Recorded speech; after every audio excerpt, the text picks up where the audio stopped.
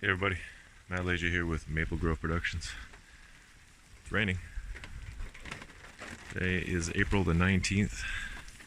It's raining. It's a Friday. Otherwise, maybe 5-10 degrees, something like that. Pretty significant update. Excuse me while I get out of this jungle of tarp. Pretty significant update here. We have a lot more trees on our property, as you can see. We have added another 8 pear, apple, plum, cherry trees to the ensemble, the orchestra, as it were, and things are going well. A friend of ours, Mr. Al Dow, you can check him out right here at Edible Cities Project. Do check it out. It's worth noting. Yeah, check out this gravel. That's what we have to plant our new. Are you serious? Our new magnolia tree is gonna go in this. Probably not now, but now that we found all that gravel, we'll have to do something. But yeah, we have a whole bunch of new trees. We got it all done in one day. It's a lot of work, but we got it done. Tree house is getting fixed. No more snow, or very little at this point. Fiddlehead season soon coming up.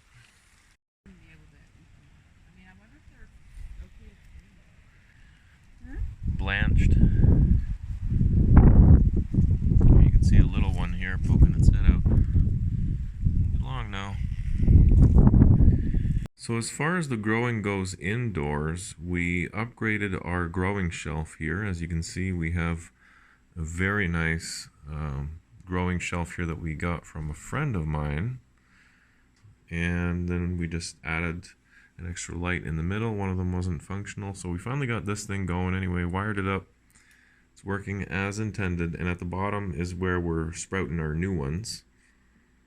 So those are coming through just fine. I'll give you a little close-up of those. There's all kinds of stuff in here. I can't go through each and every one of them, but you can see there's all kinds of things. We're going crazy this year. No holding back. There's celery in there, peppers.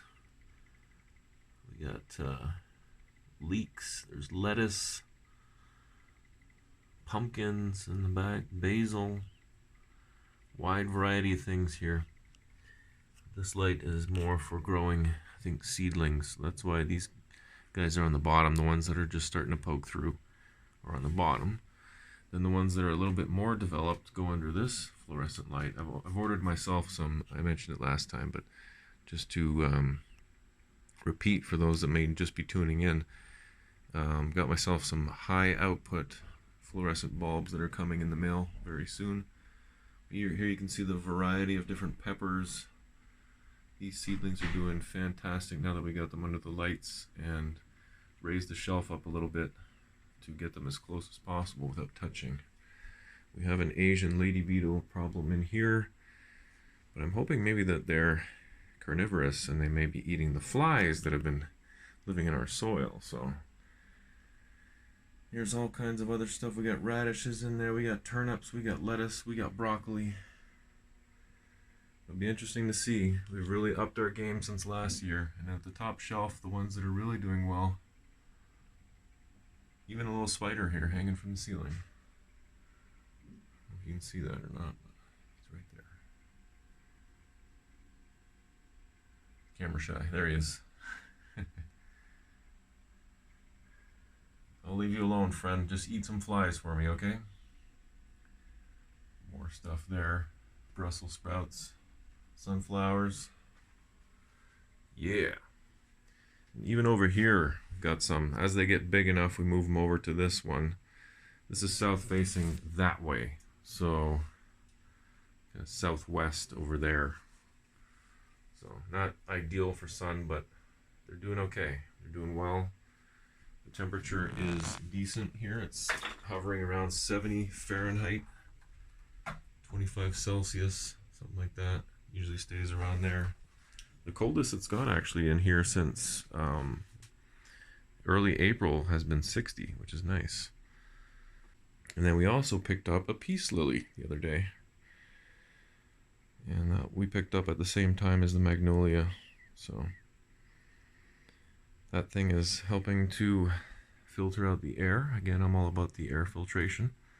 So that's what we're growing indoors, as well as these guys, which are pretty much indoor plants at this point. I mean, our lavender we like to take outside. This one here is struggling a little bit. It's a little dry. It's hard to see here because of the lighting, but the side is dry. And then our other lavender, surprisingly, on the ground is thriving. So go figure. Two different types of lavender. One's not doing so well. One's doing great with little light, so go figure. And then our other stuff here, aloe vera and whatnot, orange tree, all the same as before. And finally, as far as the indoor plants go, rosemary, our indoor plant over here, which I have yet to remember the name of it, but it's an indoor plant for air filtration again. And our beans, we got lots of beans going. And they want to crawl, they want to get up on it. And there's the view from up here. Chicken coop, new bird feeder, and trellis, and archway cages soon to come, as well as 110 trees.